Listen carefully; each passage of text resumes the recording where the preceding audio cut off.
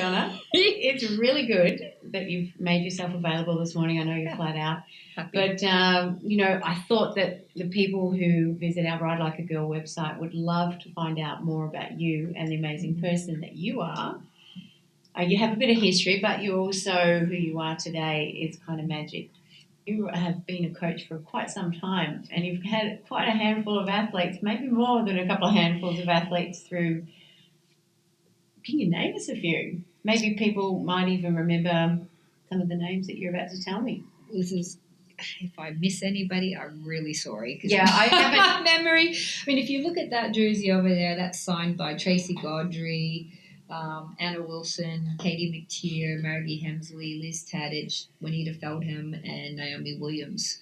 So that was an Australian team I took to the US in 2000. I'd been coaching for about 6, 7 years by then. So that was some of the women who were symbolic of my earlier coaching years. You've done some mountain biking too. I worked with Dan McConnell and Dallas Starr for 7 or 8 years each through a couple of Olympics and that sort of stuff. Love working with mountain bikers.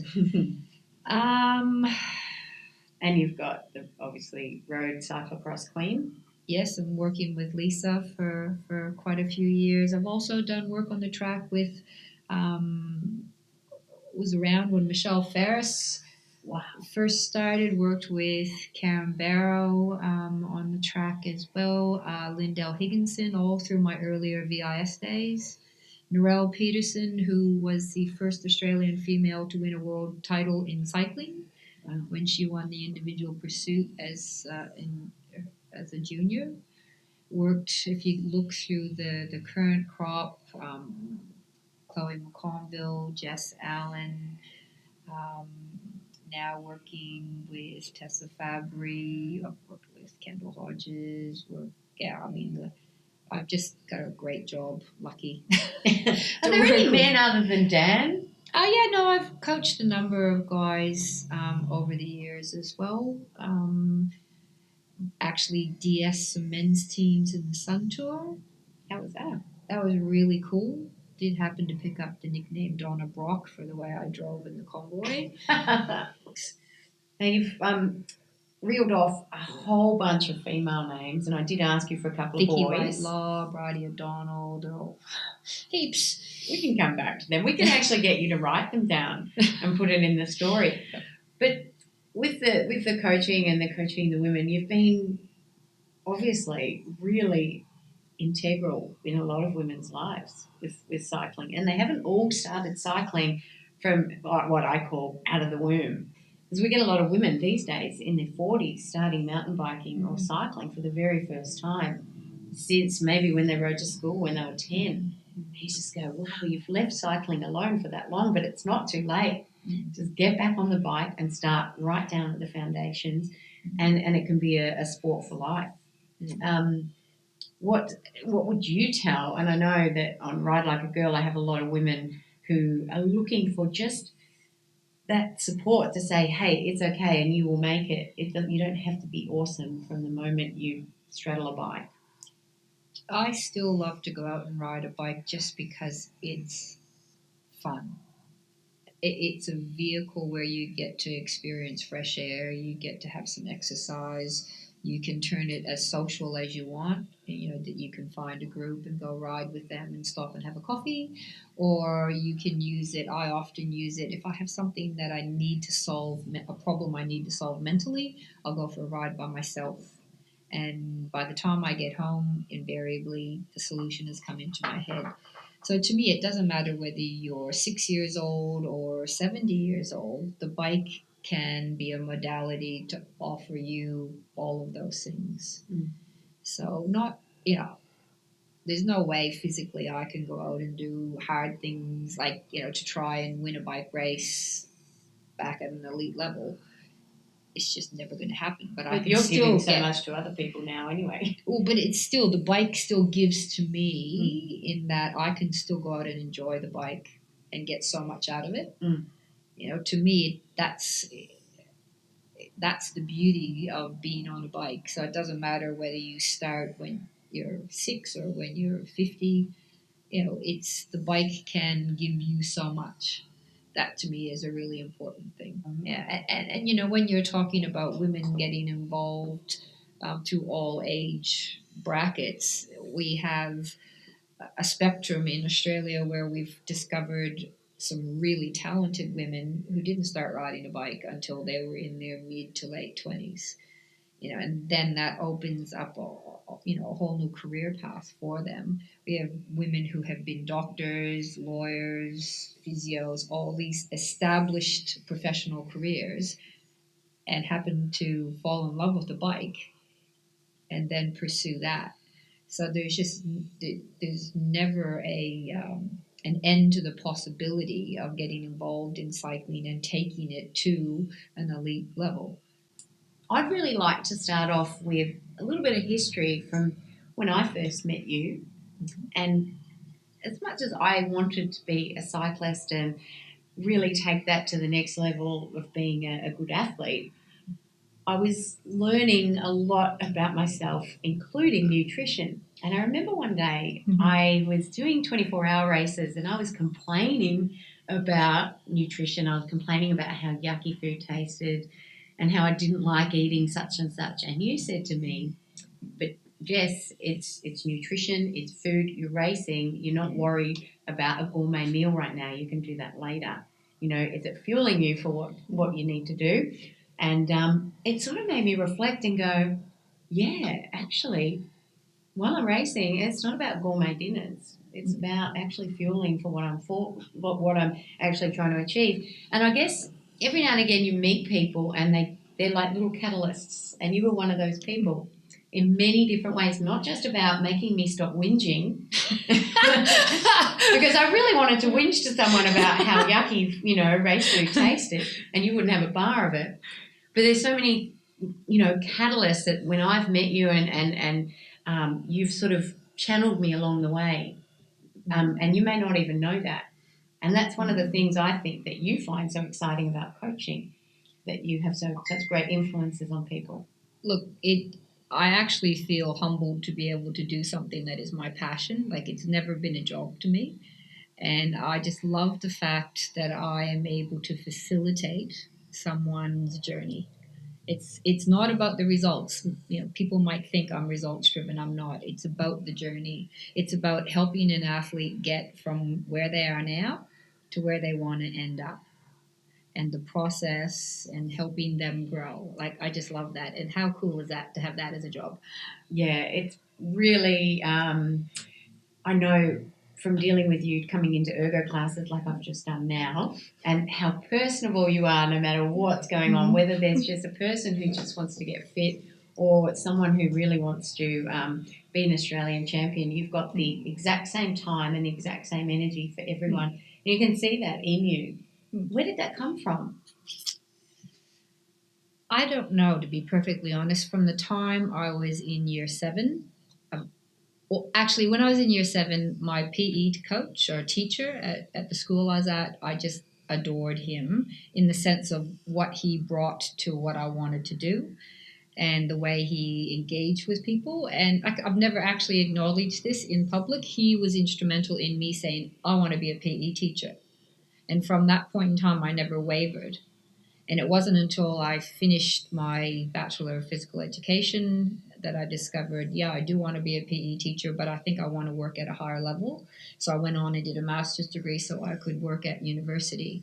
And out of that evolved my coaching career. But it was just, he was the, pivotal at that in me deciding what I wanted to do. Yeah, isn't that awesome? See, so you've also had people in your life that have been pivotal. Oh, absolutely. Yeah, and then you came to Australia at one point. How did that happen? So you're originally from Canada. Let's backtrack a bit. Yeah, I'm originally from Canada. Well, my accent's actually confused because when I go back to Canada, they tell me I sound like an Aussie. Oh, yeah. And when I'm here, they tell me I sound Canadian. I came to Australia because I was embarking on a PhD, and the supervisor I wanted to work with was at the University of Queensland. So he was here, so I came here. And he was Canadian? No, he was actually an Aussie. Oh, yeah. And I was only supposed to stay in Australia for 3 years. You met a man? Well, I came down to Geelong after a couple of years of doing my PhD. I was offered a temporary position at Deakin Uni, filling in for someone else who was going off to do his PhD. And I was only just starting to ride a bike then. Wow. And I came down here to fill in for 18 months. And how old were you then? Oh, that's a good question. 27? 26? So you hadn't always ridden a bike? No, I only started riding a bike when I was about 26. And I came down here, and in my first weekend here, I met my future husband. Wow, that's pretty quick. What were you doing before you got into cycling? Obviously, you're into sport and you were into physical education, but what was your specialty? I've always done sport of some description. When I was back in junior high school and high school in Canada, I did, believe it or not, basketball. Point guard, obviously, not center. At university, and I also did cross-country running, volleyball, lots of sports. Did you coach those sports as well? I started coaching when I was in grade 10. Yeah, okay. Wow. So, and I've coached ever since in one description or another. In university, I played basketball for my university and did cross-country running. Didn't pick up a bike other than to ride to the shop until I was 25. So how did you take it to the next level then from just, riding your bike? Obviously, you already had that innate desire to do your best at everything. I was very good friends with a lady called Liz Heppel. Oh, yeah. In Queensland. We were both, starting out riding bikes. We both mature age, mid-20s. Physiology was pretty good, but we weren't all that educated on how to bike race.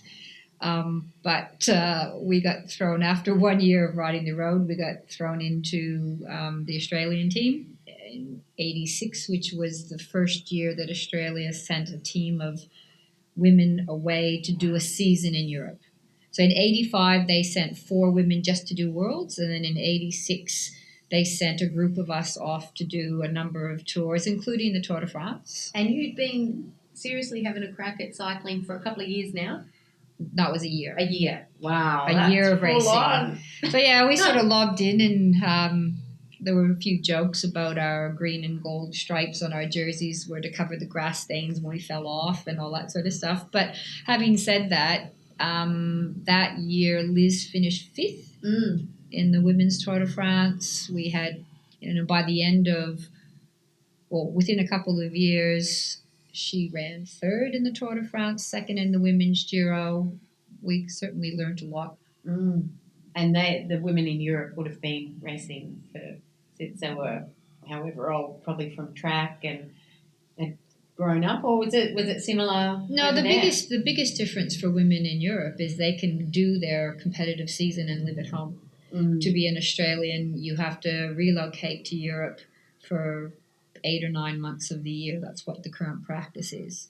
So back then, when myself and Liz and a few of the other girls were racing, we would go. It was really amazing for us to go away for 4 months. Like, that was huge. Did you have a base, or was no it base? No base. We spent a little bit of time, in one place, and then went and did a tour, and then spent some time in another. So there was no base to go back to as we have now. We were given it. People laugh at this, but my very first year, I was given one Australian jersey to race in all season. So we'd race, we'd jump in the shower, have a shower, clean the jersey, loop it over the window of the car as we drove to our accommodation so it would dry. Donna, shall we have a look at some of your memoirs? I know you've got a little bag of goodies from your trips. But I know you've shown me this can of Coke before, and it's never been opened. But it's empty? That's from the 1988 Tour de France. Yeah. The logo is almost worn off now. It actually matches the logo up there from 1988. That was just you would go over the finish line, and there were lovely people there handing you little cans of Coke. Wow. There were other flavors as well. It's made in Holland. I distinctly remember on one mountain stage, about halfway up, the medical car going by, taking one look at me and handing me a can of Coke. And oh man, it was good. Yeah. Even if it was warm? Didn't matter. It Yeah, is yeah. the sugar. So yeah. Awesome. Now, I'd love to, no doubt you exchange little Yes. pins with other people. But this was from which year? Yeah. Somewhere in the late 80s. Oh, I think these are coming back in fashion. You could sell this, Donna. Can you hold that for a sec? And now we'll have a look at the pants. Nice little pins taps here. A little bit of fleecy lining. They're in great nick. Yes. Just do they still fit, Jess? I We're don't know. not trying them on. All right, what else have we got in the bag of goodies? This is the motorbike number from one of the gendarmes that worked at the Tour de France in, I think that was 1986. And they gave it to you? And he gave it to me. Yeah. Beautiful. This is from the same year. This was the mechanic's ID, the mechanic we had with the Australian team. Geez, you could really forge that, couldn't you? You could. Things were a bit different back then. And this is the invitation to the dinner at the conclusion of the Tour de France, because we raced it at the same time as the men. We did say half the distance they did, but on the last night there was a dinner, and all the men, male teams, and all the women's teams all went to dinner together. This was the 1986 one. Phil Anderson, wherever you are, you got us drunk that night. You came over to our table with a bottle of champagne and said, "Well done, girls." And I also want to say thank you, Phil, because you offered us invaluable advice during that year. He made the time to come and talk to us and talked about gear selection, what to expect, what this mountain meant. So thank you, Phil. What was something, we talk about people that have been pivotal. What was something that he actually said that you went, I'm going to use that? We were doing a climb which was the Puy de Dôme, and we had no knowledge about it. And so he gave us some really valuable advice about what gearing we would need, because back then you didn't have, the same luxury of ranges in cassettes and etc. So that was one. And also, ironically, gave us advice about how to handle the crowd on the mountain stages. So that even on the women's stage, they were really close in? Oh, absolutely. And the commissaires were giving the women a bit of a hard time about it, and they were trying to get them to say, we're going to fine you if you take pushes. And I clearly remember one guy coming up, I was thinking, I know I'm not supposed to do this, but this guy's going to give me a push. I'm really suffering. And I got all excited thinking I was going to get a good shove. He groped. Oh. I kid you not. So you would have just been really deflated then? Well, then I think I'm going to get a time penalty, and the guy hasn't even helped me. He's groped my butt. Oh, no. You were going so slow, he groped your butt. I did. Well, what else have we got here? What's this thing? That's just a musette from the Tour de France, as you can see, well worn. Yeah. With little holes coming through it, but that's just, yeah. And what more? You've got more? I don't. That was just the number from the Tour de France. So, yeah, awesome. I think that's it in that little bag of goodies. There are the medallions over there that you get when you complete the Tour de France. Okay, we'll get a photo of them later. You can see that's it. But that's about it, I think, in this little bag of tricks. I know with the women's Tour de France, you've told me that you had to start in the morning, and the men obviously start after you. Yep. And then you really can't get to your next spot to sort of go and rest until the men are through. And what were your days like? What time did you start racing, and how did it sort of pan out? Just, a typical day. Well, we only had one really early morning start, and that was on a day that we were racing what was going to be the men's time trial course later in the day. Oh, okay. So we had to have quite an early start. It might have been 8 or 9 o'clock. Other than that, it was usually mid-morning and stuff, because we would either start where the men started and then finish part way, or finish start part way and finish. More often than not, we started part way and then finished where the men finished. So it was good for the Tour de France organization to have us going through, because it kept all the crowds occupied and, with watching something while they were waiting for the men to come through. Yep. So your typical day would be no different to, what the men did. You get up, you have your breakfast, you go away, you have a bit of a rest, you have a pasta top up, you race, you come home. How many days? It was the exact same as the men. So it was a 23-day tour. We had one extra rest day, so we only raced 20 days, not 21 as the men do. Still huge. Yeah, and look, it was, but you're also racing against people who are doing the same amount. So it's all relative. One of my memories is sitting at the table thinking, if I have to eat one more bowl of pasta, I'm going to vomit. I was going to ask you about that. Do you? I often experience in racing what I call food fatigue, where I'm just done. I know it. I know I need it, so I eat it, but it's just not happening.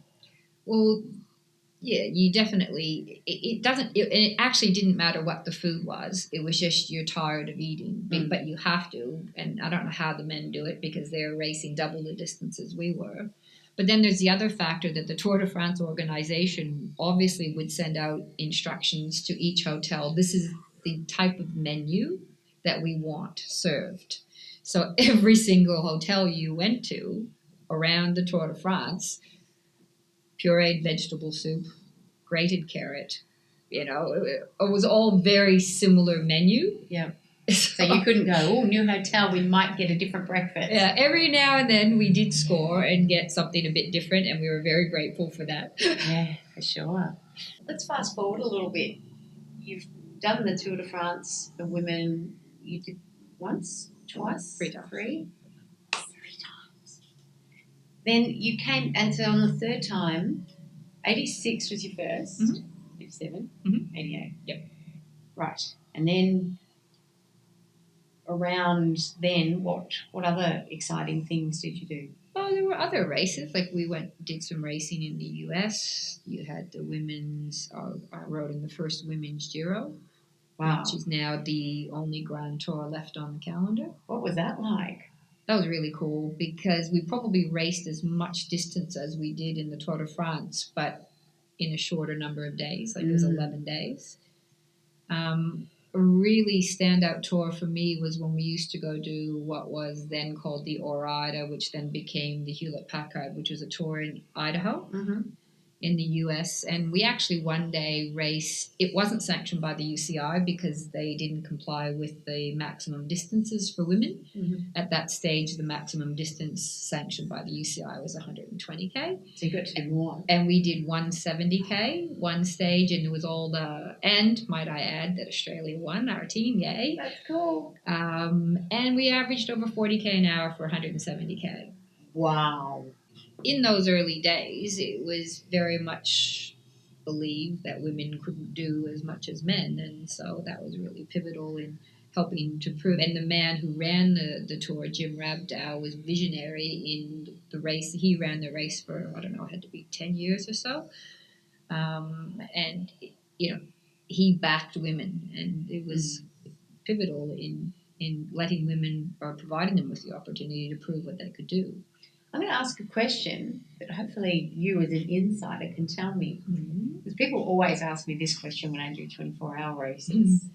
Well, men in the Tour de France, they have their little nature breaks, and, the patron of the pelotons is like, yes, it's nature break time, boys, and they're all having their nature breaks.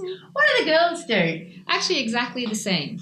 Yeah. So there will be a point in the race, and I witnessed that this year when I was with the women's team in Europe, that a cluster of women will stop, and there is an understanding in the peloton that no one is going to attack for the next few minutes, because people have to have a nature break. But interestingly, in one of the tours I was in, a girl from another team, another country, I won't say who it was, attacked in one of those. It was either in a feed zone or on a nature break. I can't remember exactly. Attacked. Wow. And got away, established a break. A few other riders went with her.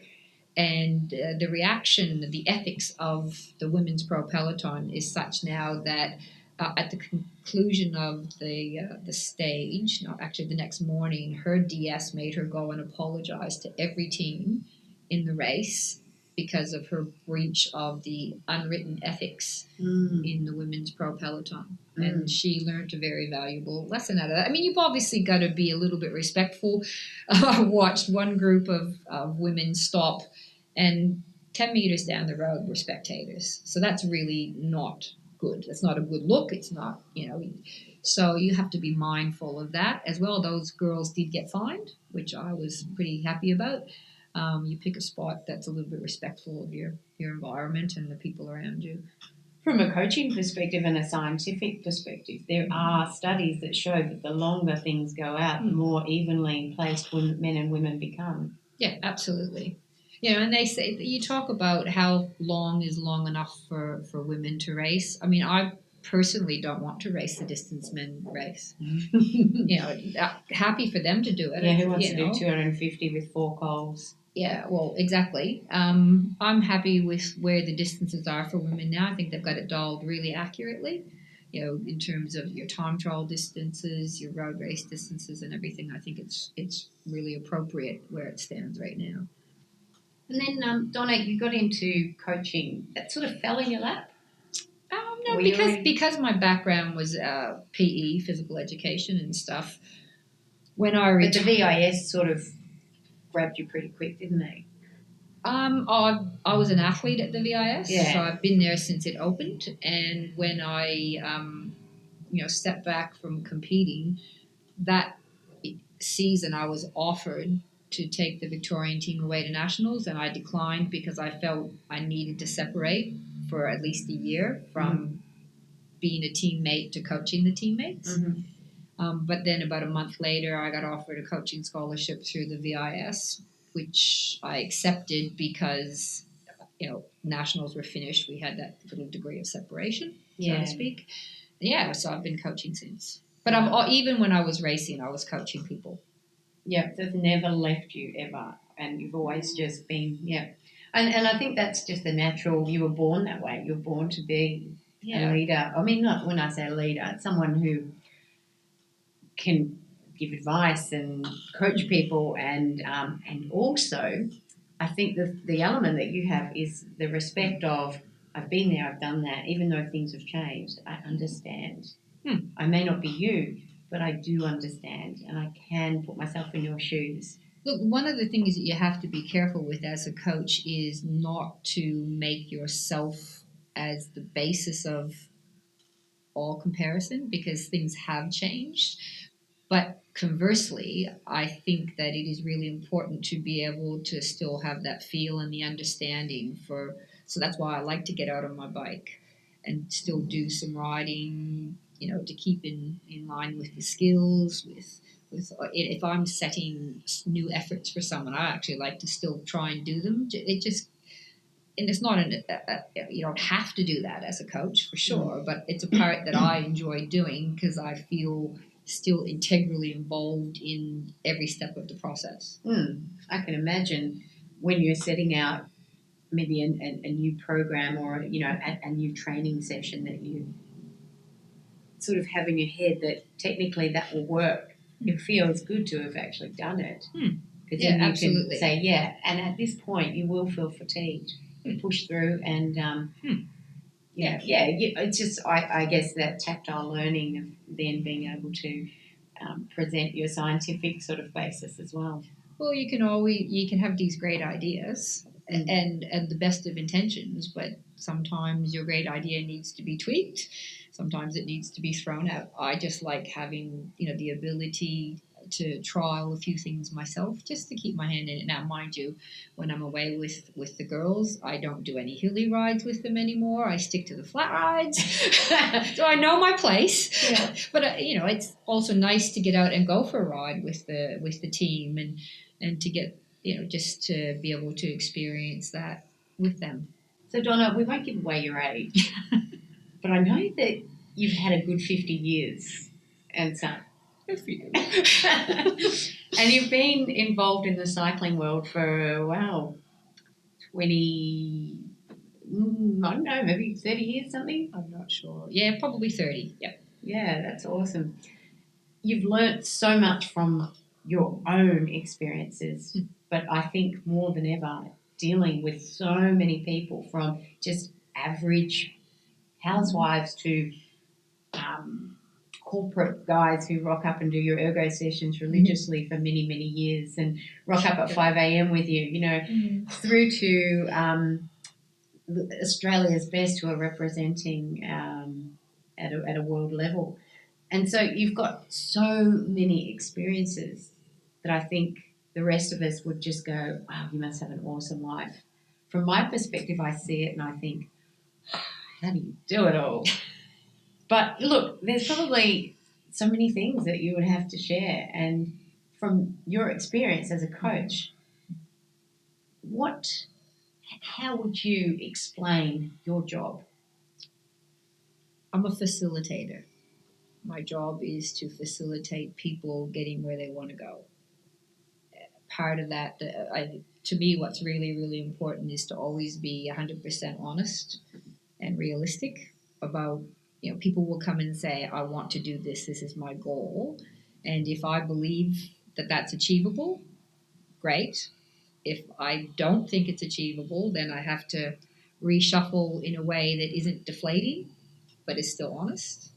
And similarly, if I believe that someone can go further than they think they can go, it's how to shape that so that they believe in themselves. Mm-hmm. So it's finding a balance, but it always comes back to, I will never lie to an athlete. I will always be, and that is hard sometimes, to actually look someone in the eye and say, I actually don't think you've got it to do that. But to me, my integrity, it is very, very important. And my honesty to them is very, very important. Because if you tell them something that is never going to happen, that's not being fair and true to them. Yep. And then you probably have a better relationship with them from that point onwards then. Oh, sometimes they don't like what I have to say. And I regret that. And anytime I have to deliver a message to an athlete of that nature, I will always complete it with, I will be the happiest person in the world if you prove me wrong. So like being at the RAS camps that you've had to do. That's exactly right. So if I make a judgment call, which I sometimes have to do as a selector, etc., it's hard. Like, for example, with my high five team right now, I have 8 super talented women in the team, and I have to tell 3 of them every event that they can't start with us. I hate that. Yeah. But I have to make that call, and I have to justify why I do it. But yeah, I'll always be 100% honest, and that's, to me, they have to be able to trust me. If they don't trust me, why should they have me as their coach or their DS? Exactly. Yeah. So that sounds like that's probably also one of the hardest parts of your job. Oh yeah. Yeah, people look at the lifestyle. How many times do I get asked, did you have a nice holiday in Europe? And you've just come back from, 5 or 6 weeks of working 24/7. Now, working can be loosely interpreted. I don't consider it work, but at the same time, it is a 24/7 responsibility. If anything happens to one of your athletes, you are responsible for them. What it was an incredibly humbling experience for me was the first time I picked up we get given a manual from Cycling Australia on procedures, etc. And you open the page, what to do in the event of a fatality. That is very humbling. It doesn't, thank God, it's a rarity, or even bad injuries are a rarity. But you are, from the minute you leave Australia until the minute you fly back, you are responsible for the health, well-being of a group of athletes. It's a huge amount of fun, and I don't spend any time when I'm away thinking I don't want to be doing this.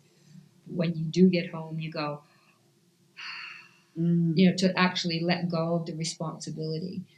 That 100% risk management sort of mindset. Yeah.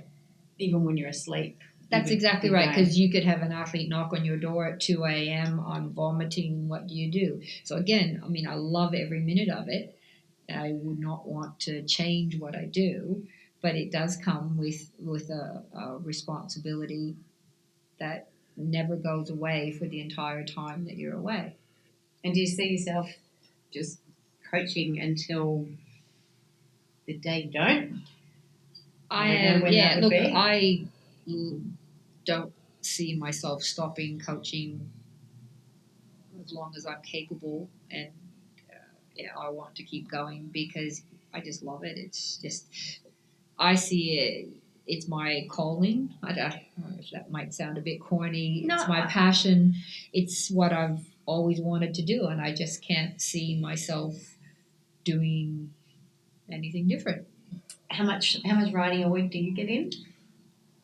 It depends on whether I'm on the road or not. When I'm home, How many ergo sessions I'll a do week? 2 ergos a week when I'm home, and then try to ride maybe 3 or 4 days. I actually like to ride a lot if I can. Yep. When I'm on the road, if you're on tour, you don't get to go for a ride, but I try to sneak out for a little run just as a mental health break type of thing. So yeah, my training, if you want to use that terminology, is sporadic.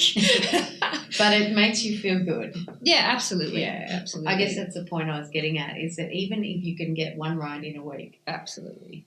there are times when, like this week I've had a pretty slack week, but I just do what I can because I love it.